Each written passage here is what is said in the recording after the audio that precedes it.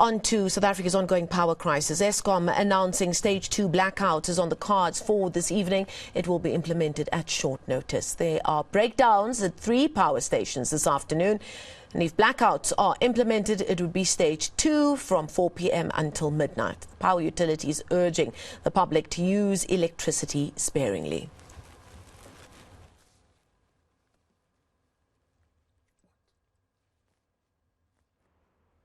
Now, at the same time, Eskom wants you to pay before you start using its electricity. This is the embattled SOE looks at new ways to generate money. The revised tariff structure has been submitted to the National Energy Regulator for consideration. Govan Whittles has been on that story for us and joins us here in the studio. Isn't it funny or ironic, or I don't know what the word is, that every time we hear about new proposals for more money needed by Eskom, we also have the announcement that there are more blackouts on the way. These proposals put on the table by Eskom seems quite complex, but when I spoke to an energy expert earlier, he said how we should look at it is how telecoms companies look at packages that they put on the table for consumers. Is that an oversimplification of what we heard from Eskom today? Well, it's along the right lines if you consider Eskom's unbundling, and that's certainly what Eskom's retail pricing expert has said they're trying to achieve here. As they move towards the unbundling, they want to create a situation where there aren't liabilities being generated by the generation part, which the distribution or transmission part of Eskom would have to recoup. And that's what they're suggesting in this restructuring of their pricing methodology.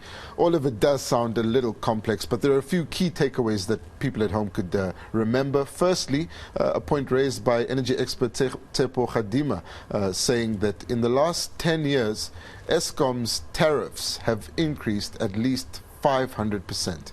And if they were to achieve the 32% increase in the tariff they've proposed to NERSA, that would make the overall increase in the last 10 years 750%. That just sets into context exactly how much South Africans have been paying. And now for some of the controversial proposals from this new retail tariff plan.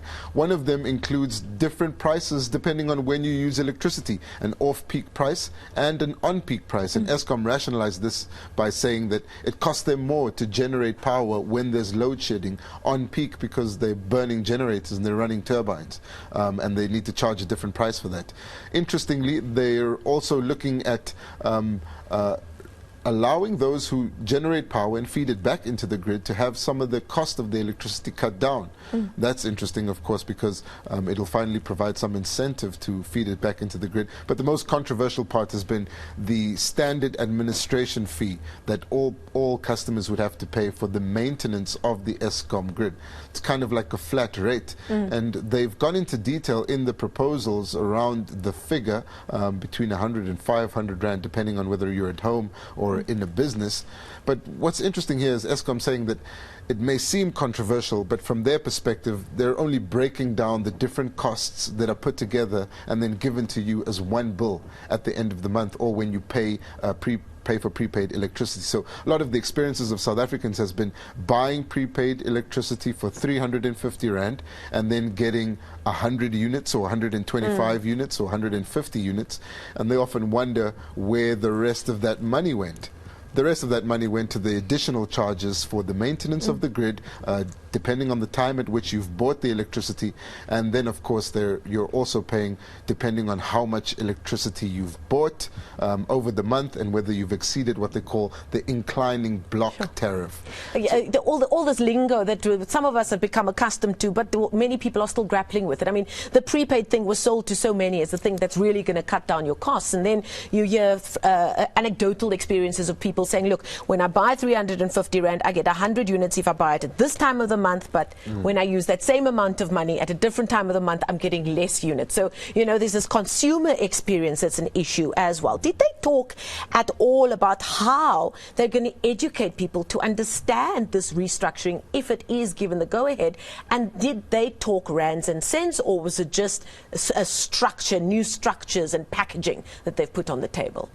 They actually have indicated in the retail tariff plan the level to which they believe the retail tariffs are misunderstood by the public and the level of education that's required. And Eskom acknowledges in the plan that majority of citizens still don't understand its retail structure or its tariff structure, and that's why they'd have to embark on more education. In terms of rands and cents, they have put this 500 rand figure to the flat rate for the administration of the grid at the top level, but they've been careful not to put too many other figures to that. And what's important to note there, that even though these are their proposals, it's really going to be up to the National Energy Regulator, NERSA, on whether or not it accepts the proposed changes that Eskom wants to make. But of course, again, viewed in context of Eskom's intention to unbundle and separate the generation utility from the transmission and distribution, it's likely that most of these restructuring mechanisms to the retail tariff price will be accepted so that they can achieve accurate pricing for each of the services. I'll try it again in a more simpler way. Eskom essentially saying here that they want the tariffs for how much it costs to make the power to be clearly indicated on your bill, and how much it costs to transmit the power to be clearly indicated, and how much it costs them to sell you the power to be clearly indicated. And they don't want you to be paying when they sell the power to you for how much it costs for them to generate it. They want to try and separate all three of them. That still may not be as clear as I want it to be, but Eskom says that they'll conduct even further education around this. And right now the energy experts are saying they don't agree with some of these proposals, and it's obviously open for public comment, so we'll hear more from them towards April 2023 when NERSA will make that decision. There's also a massive deficit of trust between the consumer paying public and Eskom. That's something they have to work on as well.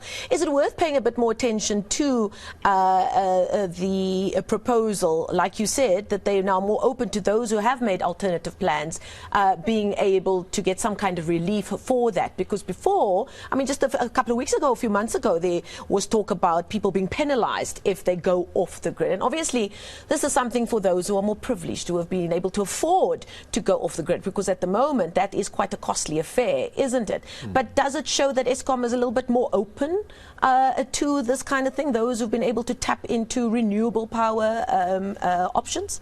What the plan shows is that Eskom is seriously concerned about its declining revenue collection and its ability to sell electricity. Not only is Eskom providing electricity and then failing to get the money from the people who are using that power, they're selling less and less electricity every year to South Africans. That's because the number of South Africans that are going off the grid is increasing every year. So they've brought in this incentive where your bill will be chopped down if you're feeding power back into the grid as a way to respond to the decrease in sales. And it looks like they may be introducing more proposals around people who have renewable energy and their ability to feed it into the grid. But of course, that figure of 900 Rand, which would be a tax on solar if it were implemented, kind of lingers in the air. And how NERSA will approach that and Eskom in this retail tariff plan should be studied very closely. Okay, thanks for that update. Govan Whittles, on top of things as always.